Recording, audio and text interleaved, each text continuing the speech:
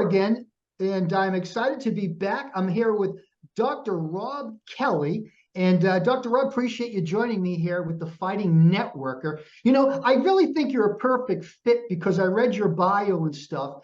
And any successful entrepreneur has to understand what a fighting networker is, right?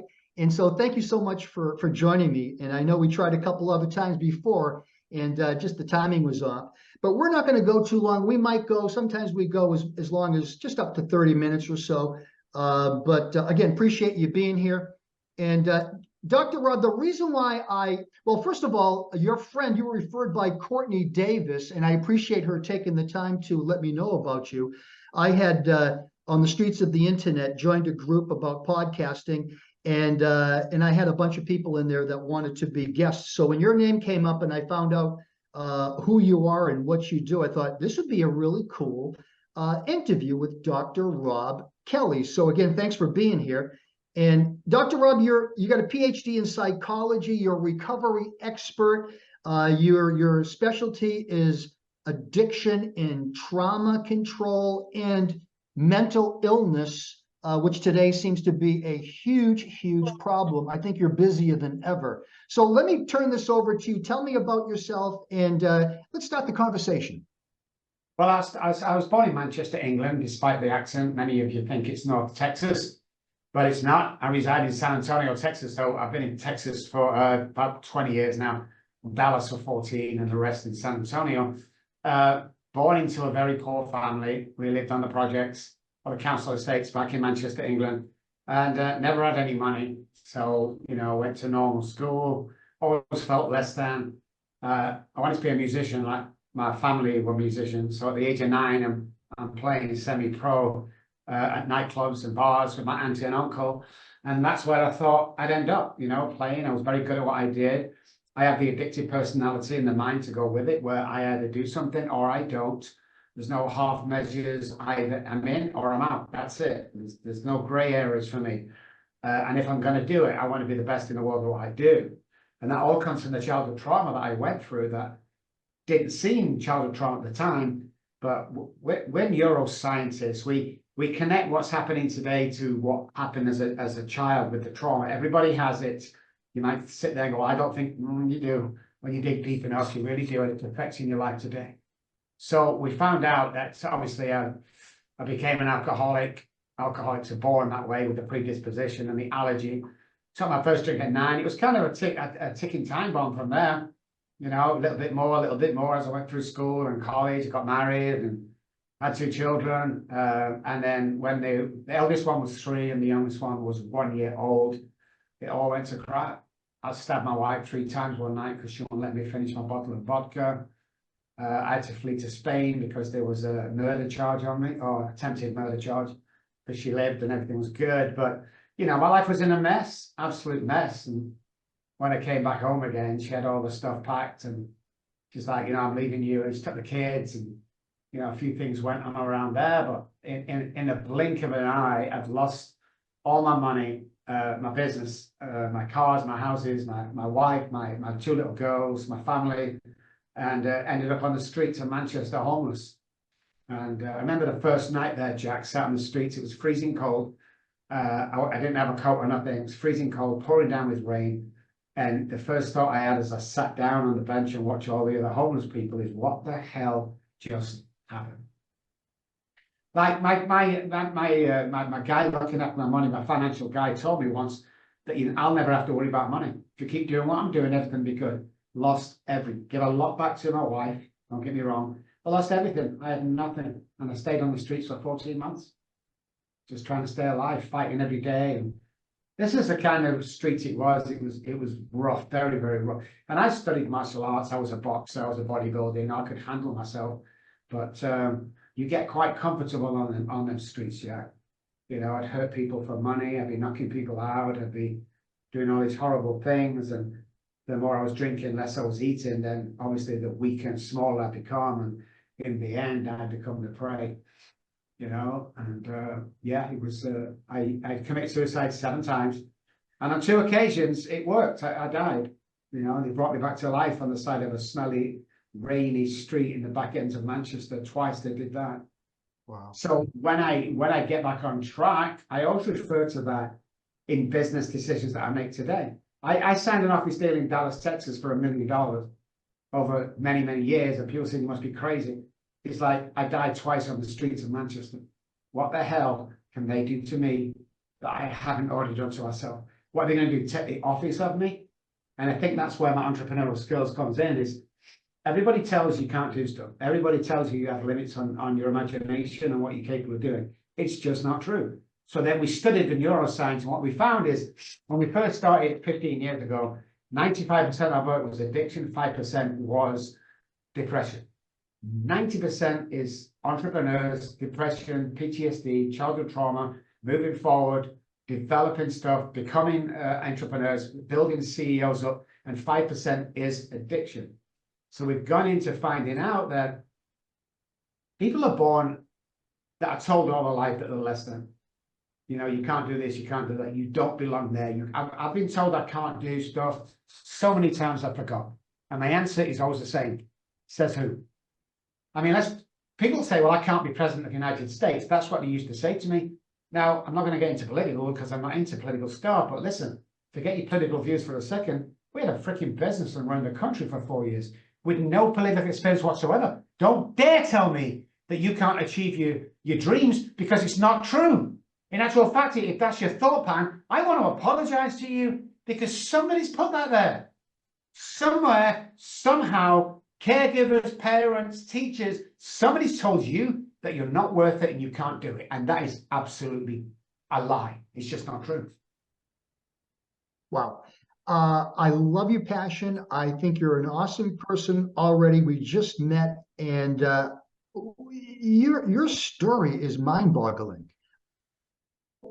So what's this? You've got a book that you put together. I guess it was published in 2019. Daddy, please stop drinking. I'd like to. The screen froze a little bit here, but this book. Can you talk to me about the book a little bit? Yeah, well, when I came back from Spain, my wife left. I got hold of my attorney to get my kids back the next day. He went to court. He got them back. He brought them to my house. I opened the door, I hugged them, I paid him a huge check, but my thought pattern, I'd been sober for 3 days. The thought pattern is, yeah, I told you can't do anything to me. You don't know who I am, Miss Wifey. You know, I put me in front of the TV, Jack, and I went into the kitchen and I thought, wouldn't it be a great idea to have one beer to celebrate the kids coming home? 2 days later or 3 days later, the police kicking the door down. The children had not been fed for 3 days or changed diapers. I'd been out to the liquor store. There was bottles of vodka all empty. I was passed out. They kicked me awake. They grabbed my children and they took them out. And I got up and I stumbled to the door. The child service is there. Child protection service was there. Her mum was there. She was there. The police were there. And my mother-in-law took the 1-year-old, and the 3-year-old grabbed hold of Mummy's hand as she's walking down the path. And she said 3 things to me, Jack. My little girl, Charlie, age 3, she turned around and said, Daddy, please don't go. Now I'm sobbing. Even one of the police officers was crying. It was a sad state of affairs, and I felt like the worst person in the world. Halfway down the path, she turned around and again he said, Daddy, please get better. And she got down to the gate. She opened the big wrought iron gate, Mum, and my 3-year-old turned around one more time. He said, Daddy, please stop drinking. Wow. And I couldn't do it. So 30 years on, not seen any of them. No kids, no wife, nothing for 30 years. I get a message on Facebook. It's from my daughter. Middle of the night. Hey, Dad, call me Dad. Call me Dad, Jack. The first is, let's call me Dad. And, I've seen you on TV, da, da, da. So we flew over on the red eye. Within 4 hours of that message arriving, we were on a plane. I get over there. I go around in the morning, me and my wife, and I'm just about to knock on the door. I feel like terrible. I feel such a shame. I feel remorse and guilt. And she opened the door before we knocked, and we held each other, and she hugged, because she said that she had something to show me. Now, I've been working with alcoholics, addicts, depression, PTSD, entrepreneurs for the last 18 years. I've been in the US. Most at the beginning free of charge. My house got foreclosed on because I was working with people free of charge. But she led me into a front room, Jack, and she handed me my 3-month-old granddaughter. And right there and then, I knew I was doing the right thing. So we talked about the book because we just finished it. And my wife says, we're just stuck on the title. And she said, what about the last thing I said to you, Dad? And I said, I don't know what it was, Charlie. And he said, Daddy, please stop drinking. And there was the title. You know, how did this all turn into like you being, for example, a business coach and such a successful entrepreneur? How the hell did you pull yourself together to do that? it was a passion, really, because nobody understood what I was going through. And the most people to suffer when one parent has mental illness is the loneliness, the depression, the struggle. It's really hard. So nobody knew what to do with me, no doctor. And so I spent the rest of my life. And then when I came over here, I knew there was something more to the mind and the brain. So I had 2 PhDs, behavioral science and psychology. The behavioral science came, about 5 years ago, I finished that. But I knew there was something to the mind way before all these guys started talking about it. I went back into studying the mind, the subconscious mind and the conscious mind, the brain, the central nervous system, and how we see life. You see, we attract what we think we are worth. That was the first thing I learned. I'm like, what? So, yeah, we attract what we think we are worth. We're all suffering from something, and yet we don't want to admit it. So again, going back to, I'm either all in or all out. I am the best doctor in the world when it comes to what I do, because it became an aggressive passion for me. It's like I saw people die, I saw people commit suicide, not drugs, alcohol, just life itself. I saw people coming back from war that nobody knew what to do with. So I studied and studied and studied and studied until I found out that we can put this into practice. We can change mind, we can reroute neural pathways. And what we found as well is when we reroute neural pathways, neuroplasticity, and the mind, sits inside the brain, hence the saying mind over matter, the brain is matter. When that connects with another energy from outside us, God, Uncle Jimmy, another person, whatever, then our DNA changes. And that is where it took off for me. I'm like, Joel, you can tell me I can take anybody, as long as it's not a really serious mental illness or brain damage, I can take anyone suffering from depression, childhood trauma, all that stuff, and I can reroute brains and I can make their life amazing. And the answer was 100%. We're the only company in the world, Jack, in the world that offer money back guarantee if you fail. Nobody does that. Why? Because of the best of what we do. Joe, now, can I tune an engine or change a spark plug? No. Can I paint a wall? No. I always follow up. I'm not this clever. People come to my house to fix a washer. They're looking at me going, you didn't know how to do this. I have no idea. I can do 2 things. I can play any instrument in the world, and I can connect with people and get them well. There's the only 2 things I can do. Wow. So I kept that hidden for so many years because it seems a bit crazy to call yourself the best in the world. But today shows it when, I deal with A-list celebrities, I deal with CEOs, I deal with government, I deal with normal people like me and you, working people. I mean, it's a 97% success rate. Is that I know how to get you. Everyone walks around, Jack, at 60, 65% of the capability to capacity. That is it. I take you to 100%. Or I'll give you money back, which will never happen yet. But it might do one day, you never know. Because you don't see what I see. That's what I tell people. You see what other people tell you or your childhood trauma tells you, because that becomes your internal dialogue. So when someone's told you you'll never do it, you're a waste of time, you can't go to normal school, you're from the project, when you're told that often enough, it becomes an internal dialogue to me. That internal dialogue becomes a working part of the brain. Once it becomes a working part of the brain, it becomes ingrained in that basal ganglia, the repetition part of the brain. That's it. I'm done. I'm never going to do anything else because my brain is telling me this is all I can do. It's not true. I've 8,500 patients, Jack, not just 5 or 10 or 8,500 people over the last 30 years I've worked with, every single one of them. That's why I'm sought after now with all these guys in Hollywood and stuff. I do 75% the big guys, A-listers, and 25% pro bono. Because I've got a lot of guys who can't afford to do this. Yeah. Dr. Rob, tell me, because I talk a lot about mindset, being an entrepreneur and helping others to be successful with my business. I leverage my success off of helping others. And it takes a lot of work and energy. And I find that, and tell me if this is a real deal. And I know it is, but I need to hear it from you.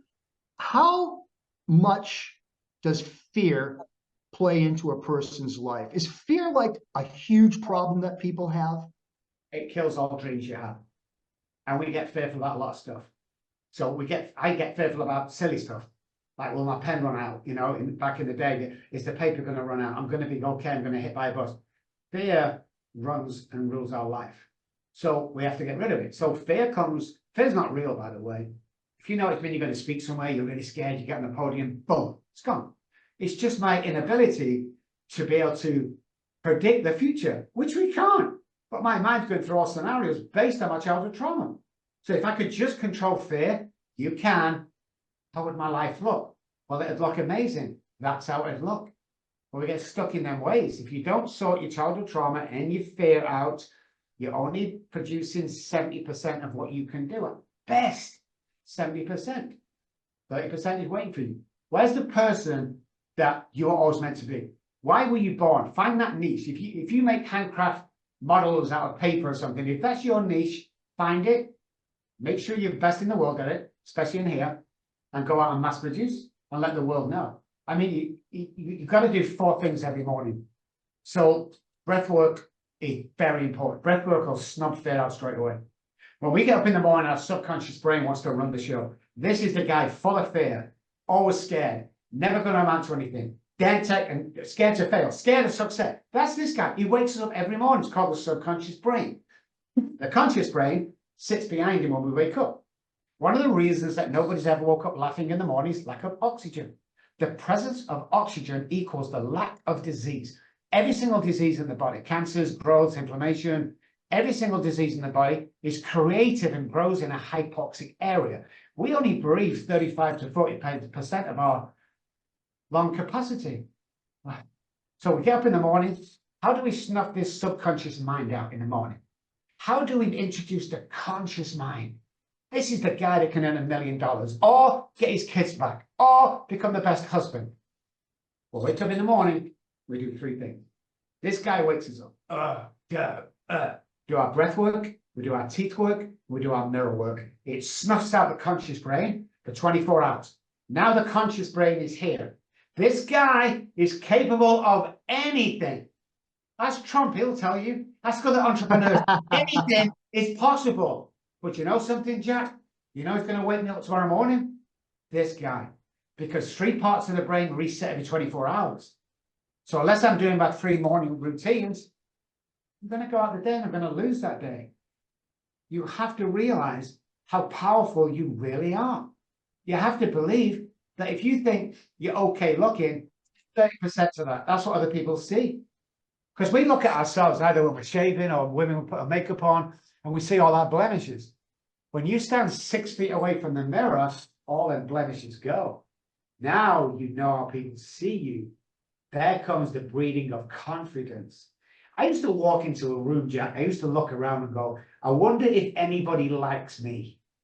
Do you know what I do today? I kick that door down, I walk in and go, who the hell do I like today? That's the difference. Power, confidence, and drive. Nothing is impossible. So you're saying that, now I've heard this one other time, I forget where I heard it. It was within the year I heard this, the importance of breathing exercises in the morning. 100%. Is that important? 100%. 100%. Our bodies only get 40% of oxygen. How can we create? How can we be entrepreneurs? How can we be the successful, best father? How can we be when we've not got oxygen in our body? Because the brain's only working at 40%, no oxygen, especially when we wake up in the morning. On a normal circadian rhythm sleep time, between the hours of 2 and 5 o'clock is when my body is at its lowest. Hardly any oxygen. So when I wake up in the morning, guys, do these 3 things. Your life will change tomorrow. Get up in the morning. Before you do anything, I want you to take 20 exaggerated breaths in and out. Let's get rid of the subconscious brain. And let's get that conscious brain up in the morning. Okay? Do 20 of those in the morning. Aggressively, guys. Walk into the bathroom. Stand 6 feet away. and say, I love you 10 times. Feel stupid. You might not be able to look yourself in the eye. We're training the subconscious brain. We're putting positives in. How do we change neural pathways, thought patterns, from self-sabotage to good neural pathways? Brush your teeth with your right, and then a week with the left, and a week with the right, and a week with the left. For a month, it'll change your life. You see, what a lot of people don't know, Jack, is 300 neural pathways die every single day. What are you replacing them with? Are you replacing them with thought patterns from childhood trauma, or with them 300 new spaces? And are you creating the best person you can be? Leading by example, being powerful, being confident, going out there, not really caring what people think, because there's only two people in the world: the people that love you for who you are, and the people that want to be you. And the quicker you realize that, life becomes amazing. It's like, well, watch me. If you don't, well, listen, you can't do this. Says who? Well, you can't be on Oprah. Says who? Well, you can't be on the doctors. Says who? Who's making these rules up? Because I don't like them, and they're not true. So change that internal dialogue. If you drop a pen on the floor, oh, what an idiot. Stop that shit, guys. Stop it. You've got, because your brain takes that in. You know, the brain doesn't know the difference between the true and the false. That's it.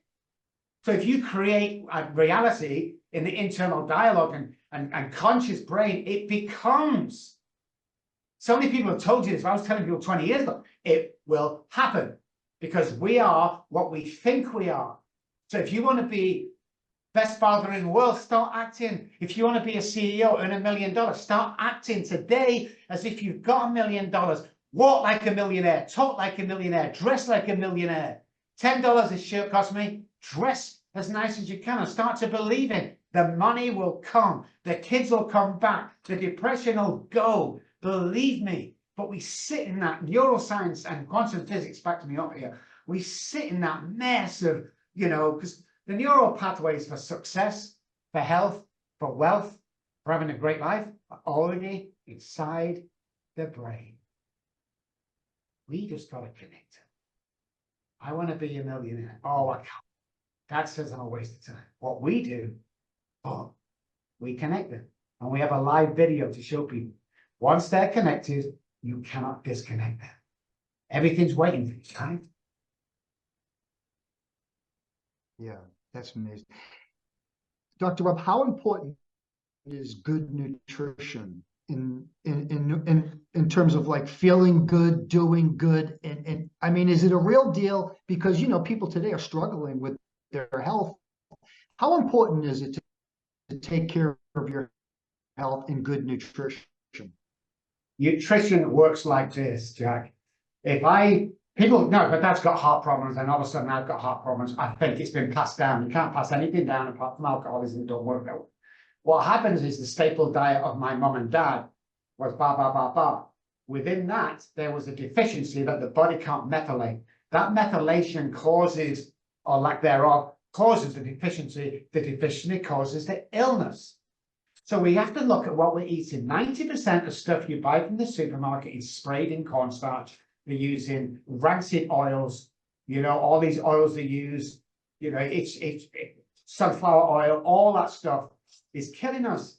You've got to see what you're eating. It's 100%, you know, worth doing this, because you will die earlier. If you're taking something and the body, like the oils that the body can't methylate, that will produce the deficiency, which will cause you a illness. End of story. Okay, end of story. I walked into a supermarket the other day. I was doing live TV in San Antonio, and the presenter said, "Oh, look at this box. Pick the box up, Jack. They have 9 grams of protein. You know, a big muscle man like this. It had like 0 fat." And we turned the box around, and it had 37 ingredients in. Okay, 37 ingredients in this simple protein. 37 ingredients. 21 of those we cannot methylate, and were not meant for human consumption. But they got us on 9 grams of protein and 0 fat. Turn the box, always turn it round. Here's an easy one for you. McDonald's fries in England and Canada and Australia, 3 ingredients. McDonald's fries in America, 27 ingredients. Most of them we can't methylate, which causes illness. So when the food companies have got you, that sends you to the pharmaceutical companies who got you, You've really got to be smart about stuff, guys, because you can cure most illnesses. I get depression. I say to my wife, I got depression, go to the doctor. I go to the doctor, he gives me a pill. I take the pill, I'm kind of feeling okay. What the pill is giving us is a false serotonin. So I'm stuck on the rest of my life. Here's my serotonin that was depleted. Cannot go higher than that. Now you're stuck on this rest of your life.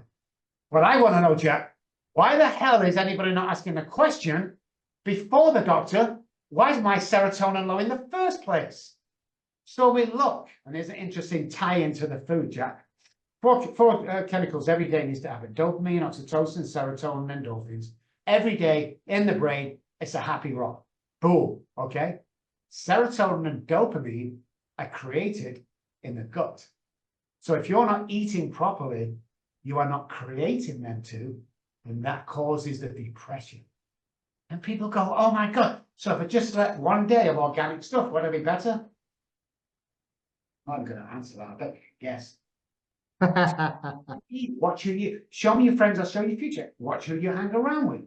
If people aren't lifting you up instead of putting you down, they're not your guys. Okay, and watch for this guy. Hey, Rob, I see you putting weight on. No, I'm joking.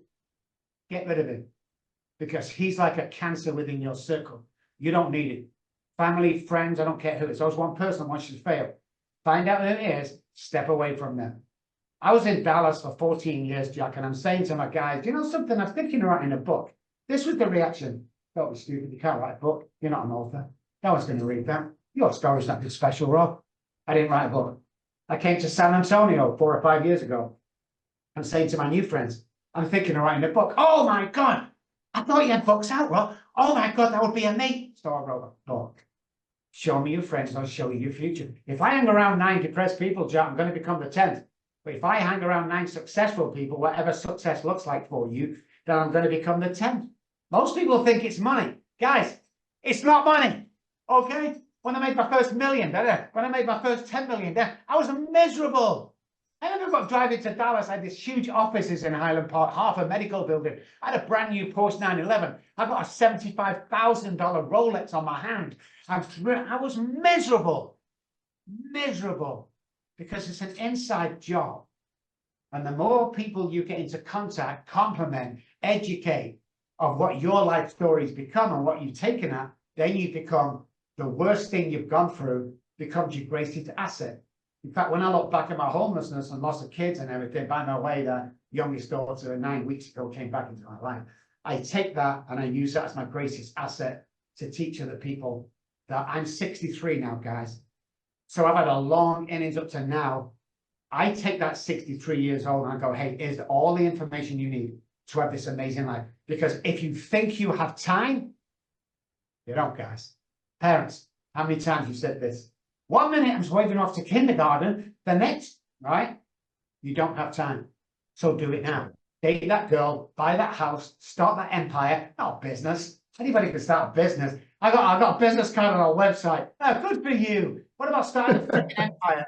What about franchising the business? What about employing 2,000 people? Start a freaking empire. A business. Any idiot can build a business. Create empires. Be the best you can be. Have confidence when you walk anywhere. Be that guy with his head up. Lead.